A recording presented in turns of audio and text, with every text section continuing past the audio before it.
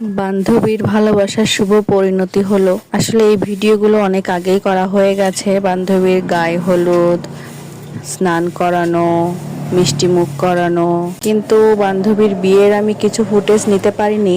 গোধূলি লগ্নে বিয়ে ছিল, আমি পৌঁছে পেরেছিলাম না সেখানে। আর বিয়ে হয়ে গেছে 15 দিন হয়ে গেছে।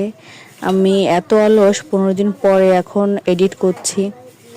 এখন কোনো ভিডিও নেই আমার পোস্ট করার মতো, তাই এখন বান্ধবীর বিয়ের ভিডিও পোস্ট করছি। আমাদের ভাইরাল জামাইও চলে এসেছে।